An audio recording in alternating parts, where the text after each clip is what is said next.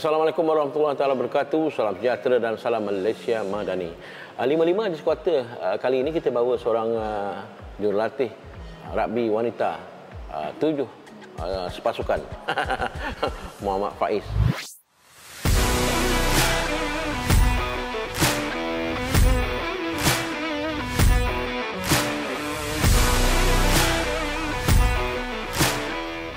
Bermulanya bawa tim Seven wanita. Okey, saya bermulanya pada tahun 2014 Asia Games di Incheon. Itu bawa tim Seven wanita lah. Itu pun last minute mana Coach Remy memberi kepercayaan saya untuk bawa tim pasukan tu. Incheon kita placing? Incheon kita nombor 11 daripada 12. Pasal itu pertama kali kita masuk Asia Games. Dan itu pun masih dana sendiri juga. Rugby wanita 7 sepasukan ni kan. Bukanlah dari zaman-zaman 80-an 90-an.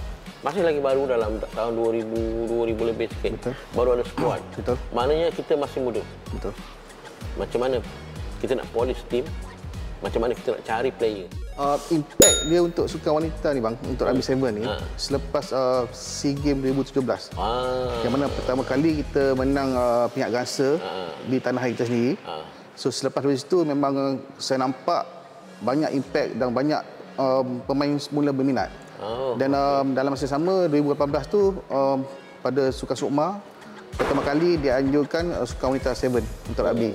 Mana yang masa tu Datuk tak salah saya Datuk Laut Bencu SU SCM dia fight untuk adakan rugby dalam Sukma dan benda tu terjadi dan dari situlah rugby 7 wanita ni mula orang kata tumbuh macam penawan. Maknanya kalau dulu satu negeri itu sukan rugby ni 3 sekolah, 4 sekolah. Betul. Sekarang mungkin dah ramai.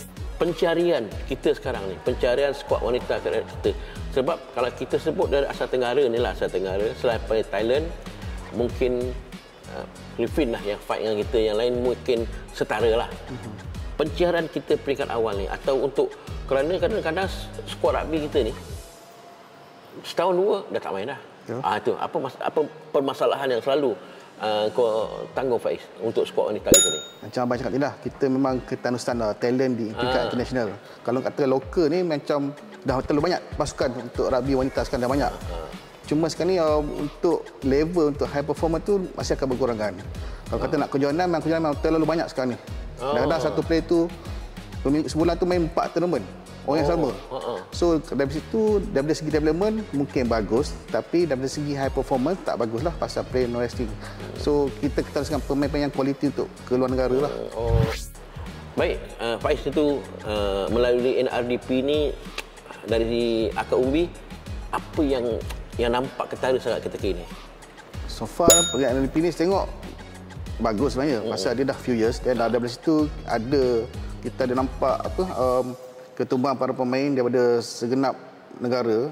Structure dia lah semua nampak. Ada. Cuma isu sekarang ni kita tak ada link dengan macam kalau lelaki ada MSSM, under 15, under 18, tapi perempuan tak ada. Tak ada. So jadi persoalan dia ke mana arah pemain nak pergi? Takkan tu pergi main under 18 Malaysia tak boleh kan?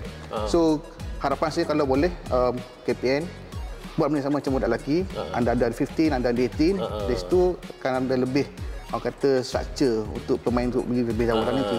Mana ada stand dia. Yes. Lepas tu ada level dia. Lepas kau main under 12, under 15, lepas tu kau pergi Sukma, lepas tu national junior ke. Okay, daripada NLP juga yang positif dia lebih kepada kita dapat buat pemain tu pergi kepada high performance level. Aiming untuk wakil negara. Yalah. So dari situ pemain dapat melihat environment, level standard ni macam mana. So standard macam mana. So bila comeback pada sekolah, dia boleh buat sesuatu yang baru untuk tim dia, untuk improvekan pasukan dia. Itu sahaja serba sedikit 55 skuadron minggu ini bersama coach rugby wanita Asraf Papan. Kita jumpa minggu depan.